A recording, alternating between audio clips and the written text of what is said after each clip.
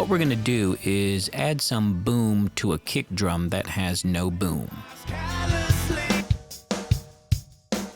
Some people would refer to this as adding a sub kick. This is something you might want to do if your kick drum doesn't have enough low end. You want some more sustain from it. We're going to do this by using a tone generator and a gate and referencing the frequency chart. And we're going to key the gate off the kick drum using the side chain function on the gate. First, we're going to make another track, and it's probably best to place it right next to the original kick drum track. Now we're going to do this using an aux track, which will be much easier and quicker. Now I'm going to name this track sub. And I'm going to go ahead and turn the track down, mute it so I don't blow my speakers. And I'm going to go ahead and put the sub to the same output as the rest of the live drum kit. I tend to treat drum kits as one sound. Now let's add our first plugin here, which will be signal generator, found in the other category in Pro Tools. And just make sure that the plugin is set to sine wave. And since I determined the song is in the key of D, that's the root note here, we're going to go ahead and look at the chart, frequency chart, and look at D, and we can see that it is either 36.7 hertz or 73.41 hertz. So let's pick the lower. I think will be better. Since Pro Tools doesn't do decimals in this plugin, it's just going to round to the nearest one. I'm going to put the volume at -7, not for any particular reason except that I like 7 and it's louder than it originally was set at, and I like to be consistent.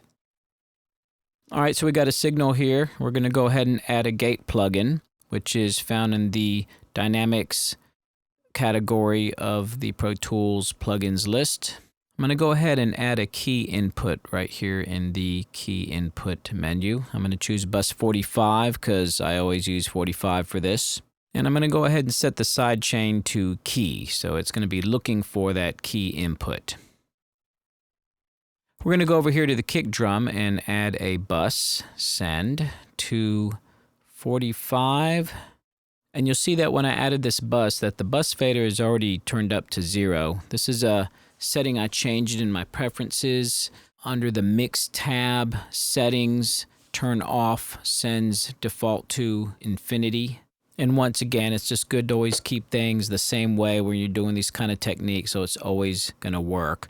And I'm setting the bus to pre-fader so that nothing that we do on the actual main kick drum fader will affect this level, which would thus affect the gate. All right. So now back to the sub track. Let's solo it up and see what we got. All right, you can see it's already working a little bit, but there's a few things I want to check first. So we're going to check the key source, which is the kick drum, by clicking the key listen button, and I'm going to mess around with the low end here because sometimes drummers will have a tendency to let the kick drum mallet bounce against the head or rest against it just a little bit in between hits. I'm going to filter a little high end too, just in case there's any cymbal bleed through, just to kind of zero in more on the tone that we're actually really needing to trigger this sound. All right, so now we can go ahead and turn the monitor button back off. And we need to go ahead and set the range as well so that absolutely none of the tone, the low tone, is coming through in between hits.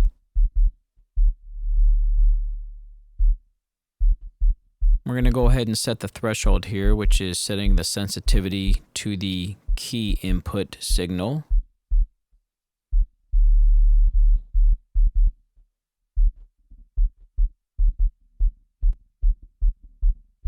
The plugin's default attack time is set to 10 milliseconds, which may be a little slow, but setting it too fast causes some nasty stuff to happen too.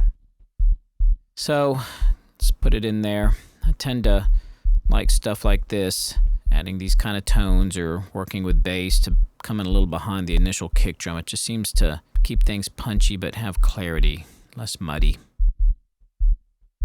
So let's bring in the rest of the drums and let's mess around with the release a little bit.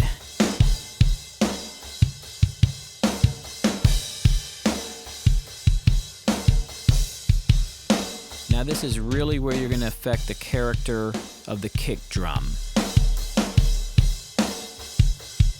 There's a lot of different things you can do with this just to make the kick drum sound huge or really small, but yet with low end. But typically I find that once I get back into the mix and start messing with the full mix, that I'm going to end up shortening the release and turning it down. For now, we'll just mess around with it. Alright, so we got this low end in there now, but just seems a little low to me. Kind of tubby, not punchy. Just think it's a little too low, actually.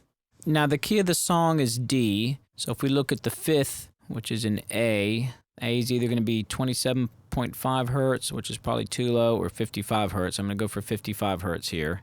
Now, you can use any frequency that you want to use, but I've found that working within the key is going to give you a huger sound, and you're going to have a lot less conflicts with your bass parts.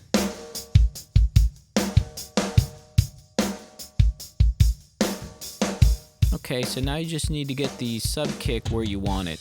Make sure to try it on some speakers that have a hard time handling lows, because this technique can be overwhelming even without turning it up that much.